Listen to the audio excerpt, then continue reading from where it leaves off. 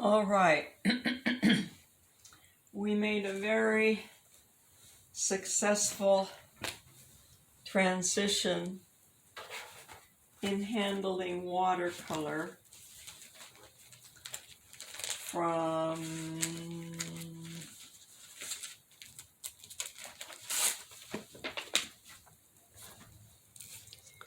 this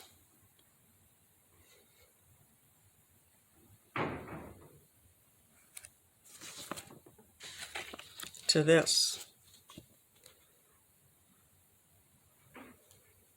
Okay. And the thing that helped us make that transition was getting, number one, brushes. It took quite a while to get brushes large enough. And these are still these are still too small for this size paper here. I was talking about that the other day. But what we did on this paper to learn about water was we brought in the Super Sopper. And I'm going to introduce this to you in just a moment.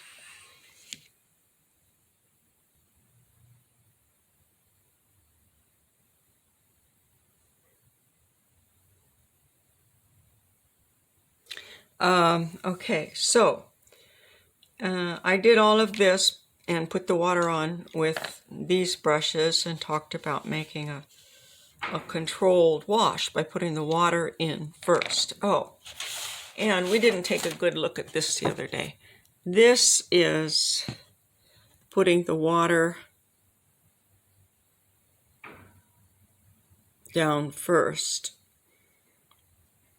making the circle in water, and then loading up the brush and just putting the red here and letting it spread. Okay. And the same with the yellow. But this red here, I put the red down first and then put water into it. Okay, so to make a good sky wash, we want to put the water down first. And that's what we were doing here, because you can also control it much better. If you're working with your paint and painting in here, you're getting brush marks. But if you put your water down first, then you're not getting brush marks, or you're at least getting fewer brush marks. Now, I don't know how it's going to work using this to put my wash in, but I'm going to do it. I know how this is going to work. So let me introduce to you the Super Sopper. This is a makeup brush, and I got it for $1. So I bought several. I brought it home and said, you know what, this might work for a good mop brush. Not for painting with. I let the kids paint with it the first day, just so they could get a feel for how much water you can push around. So anyway, this is for putting down washes on larger areas, and it's just great. But it's also just great for introducing people to the amount of water that a brush can hold and the amount of water that you're going to put on a paper. So this is fully loaded, and let's see, I'm going to want it lighter down here, whatever it is. And I may not go all the way up to the edges because I'm using a larger brush here, but I am going to make sure that I have a nice smooth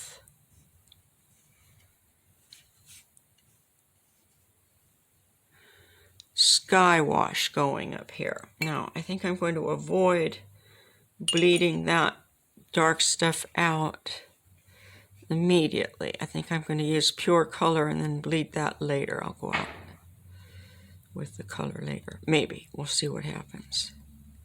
Okay, so this is controllable enough. It's very, very soft, but it's not so soft that it's just lying down as soon as you touch the paper, and it stays lying down like this, right? It does a bit. It holds the shape of whatever you were doing. It's really nice to handle. Nice size for kids. Nice size for traveling if you want to be doing location painting, wouldn't hurt to have this in your kit. I got it at Big Lots.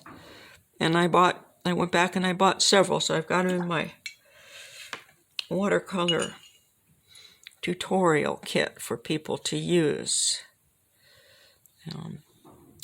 Learn how they feel. Okay, there's a lot of water on there, and this is probably going to be not exactly a smooth wash, but more like